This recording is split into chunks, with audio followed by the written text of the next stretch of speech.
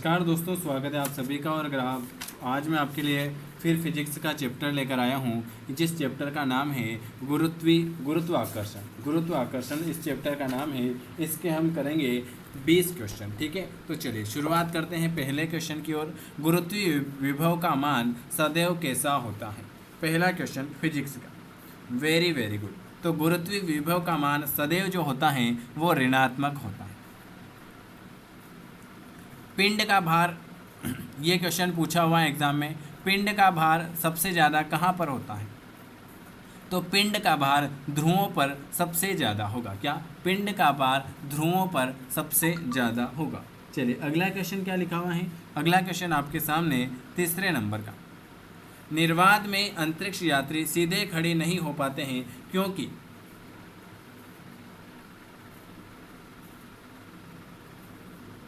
निर्वात में अंतरिक्ष यात्री सीधे खड़े नहीं हो पाते हैं क्योंकि गुरुत्व नहीं होता है। इसके कारण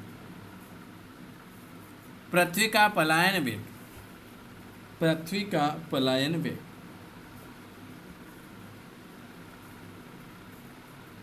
पृथ्वी का पलायन वेग तो पृथ्वी का पलायन वेग होता है 11.2 किलोमीटर प्रति सेकंड।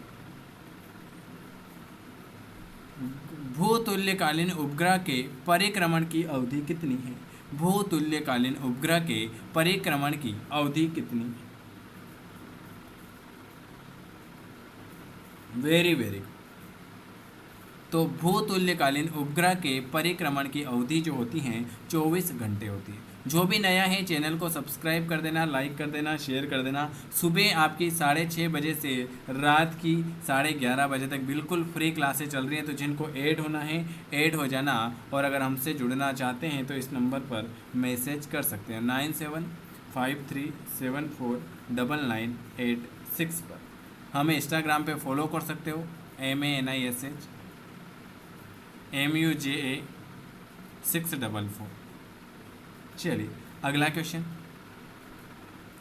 गुरुत्वाकर्षण नियम के प्रतिपादक कौन है? ये एनसीईआरटी के अच्छे अच्छे टॉप क्वेश्चन है, इसलिए मैं आपको बता रहा हूँ। गुरुत्वाकर्षण नियम के प्रतिपादक कौन है? तो गुरुत्वाकर्षण नियम के प्रतिपादक न्यूटन भाई साहब हो जाएंगे। कौन हो जाएंगे? न्यूटन भाई साहब हो जाएंगे। एक अंतरिक्ष यात्री को उसके अंतरिक्ष यान में परिक्रमा करते समय अनुभव होता है। किसका अनुभव होता है बताइए? एक अंतरिक्ष यात्री को उसके अंतरिक्ष यान में परिक्रमा करते समय जो अनुभव होता है वो अनुभव होता है भारहीनता का अनुभव होता है। किसका? भारहीनता का अनुभव होता है। लोलक घड़ियां गर्मियों में क्यों मंद हो जाती हैं? लोलक घड़ियां गर्मियों में क्यों मंद हो जाती?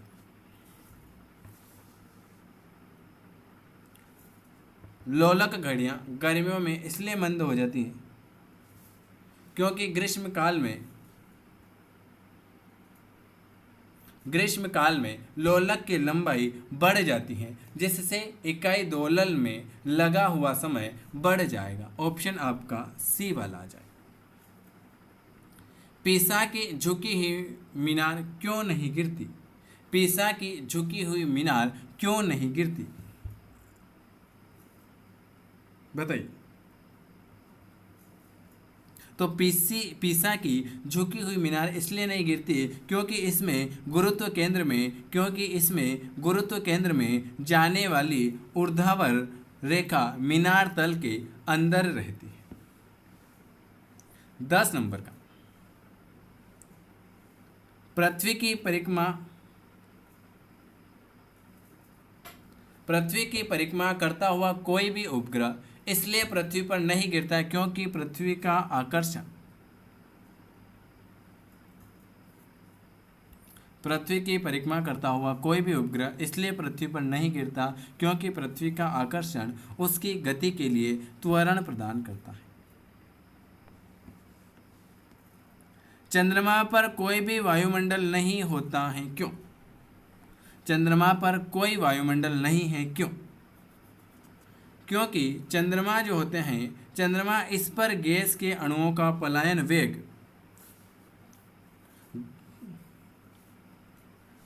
वर्ग माध्यम मूल से कम होता है। अरे 12 नंबर का, यदि कोई उपग्रह पृथ्वी तल के अति निकट किसी कक्षा में परिक्रमा कर रहा है तो उसका कक्षीय वेग किस पर निर्भर करेगा? यदि कोई उपग्रह पृथ्वी तल के अति निकट किसी कक्षा में परिक्रमा कर रहा है तो उसका कक्षीय वेग जो होता है वो पृथ्वी की त्रिज्या पर निर्भर करेगा। 13 नंबर का, ऊंचाई से स्वतंत्र रूप में गिरती हुई वस्तु का भार कैसा होगा? ऊंचाई से स्वतंत्र रूप में गिरती हुई वस्तु का भार कैसा होगा? तो ऊंचाई से स्वतंत्र रूप में गिरती हुई वस्तु का भार जो होता है वो हमेशा हमेशा शून्य होगा। 14, जब भू-स्थिर उपग्रह छोड़ा जाता है तब यह गति करता है। जब भू-स्थिर उपग्रह छोड़ा जाता है तो यह किसमें गति करेगा?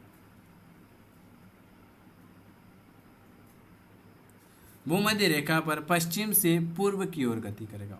भूमध्य रेखा में पश्चिम से पूर्व की ओर गति करेगा।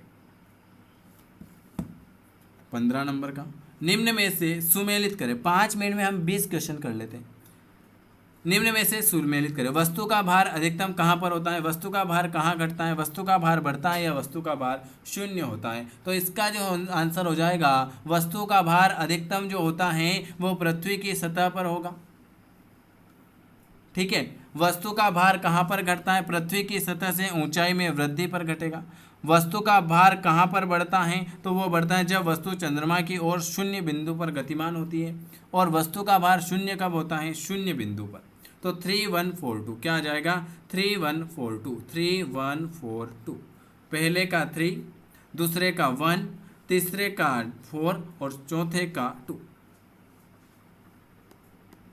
एक व्यक्ति कृत्रिम उपग्रह में भारहीनता का अनुभव करता है।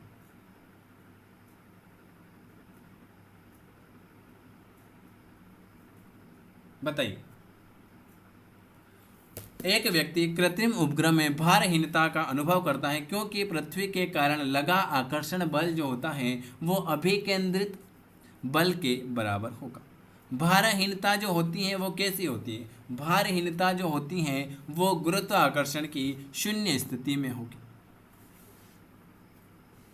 दो उपग्रह पृथ्वी के चारों ओर समान वृत्तीय पथ में गति कर रहे हैं तब उनके समान होने का प्रतिबिंब जो हो जाएगा उनकी समान चाल हो जाएगी। ये मैंने आपको 18 क्वेश्चन कराए। वीडियो पसंद आए तो लाइक, शेयर और चैनल को ज़रूर सब्सक्राइब करें। इस पर कभी भी किसी भी टाइम पर आपकी क्लास हो सकती है और आपका नोटिफिकेशन एडमिट कार्ड का कल तक आपको मिल जाएगा। टेंशन ना लो, आपके कल एडमिट कार्ड शाम तक आ जाएगा क्योंकि आपकी एग्ज़ाम आगे नहीं बढ़ रही है। ठीक है, तो एग्ज़ाम आगे नहीं बढ़ रहे हैं तो आप तैयारी को विराम ना दें, तैयारी चलते रहें। आपके एडमिट कार्ड अभी तो उनके पास 5 दिन है, या तो कल शाम तक आ जाएगा या परसों सुबह तक तो आना ही है। ठीक है, तो टेंशन मत लो, आपका एडमिट कार्ड आ जाएगा। Good night, take care. अच्छी तैयारी चल रही होगी आप सभी की। आशा करता हूँ कि आप सभी के अच्छे नंबर आए।